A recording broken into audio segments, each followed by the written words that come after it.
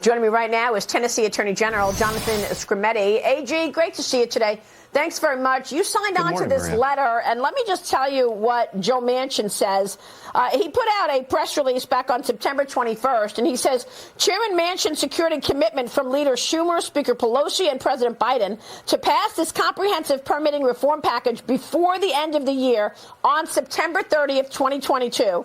These federal permitting reforms for energy and minerals projects will allow for the increased American energy production provided for by the Inflation Reduction Act. But let's face it, they're now reneging on it. It's not going to be included in this funding bill to keep the government open, is it? Maria, I'm not sure what's going on up in the Senate. I've heard a lot of things going different ways, but I think part of that is the penetration of the concerns with this. This is going to nationalize the power grid. It's going to take the burdens imposed on states that have made irresponsible decisions about their energy infrastructure, and it's going to push those burdens onto states that have made good decisions, and that's going to create perverse incentives across the country and leave us with less reliable, less affordable power. So I hope people are waking up to the risk here and recognize that if this passes, it's going to be a huge problem for America. Well, it's not much, right? I mean, it's about West Virginia, even though he's basically talking about the need for production domestically. It's not about any other state. You got to believe that this is just the Democrats buying Joe Manchin's vote so that they could pass that Inflation Reduction Act through reconciliation with 50 votes instead of 60. Well, and it's interesting that this is the IOU coming due, and it looks like there are some problems here. I think you have to be careful making any sort of deal like that. But I think we'll be better off if this doesn't pass. Yeah, right. Well, you and 24 Republican attorneys general are also calling out Visa, MasterCard, and American Express for tracking firearm purchases. You want these credit card companies to drop these plans to adopt gun store codes, warning of potential legal action. Are you going to take this to the mat? In the letter, you write this: categorizing the constitutionally protected right to purchase firearms unfairly singles out law-abiding merchants and consumers alike. Tell us about that.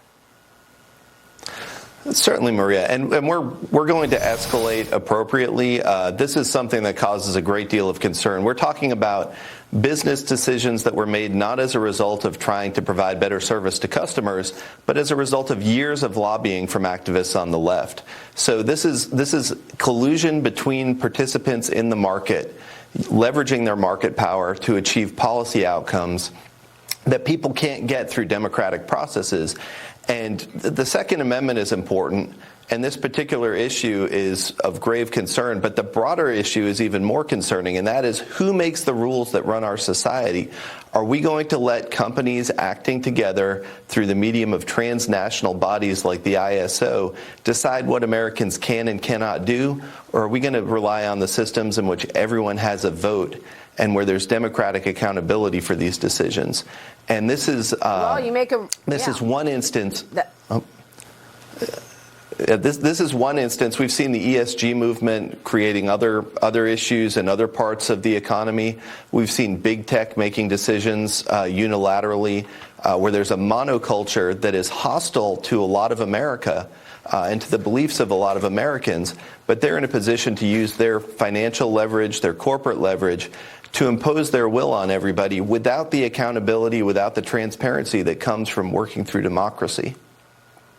Well, you make a great point, and it's the AGs that are fighting against all of this. You're on the front lines. You recently began your term as Tennessee's Attorney General in September. Tell me what else you believe is important to Tennesseans that you're willing to go to the mat for, because the ESG issue is an important one. You've got heads of brokerage firms, like the head of BlackRock, asset manager, making decisions for the millions of investors who may not want to vote their shares that way, but they're in charge.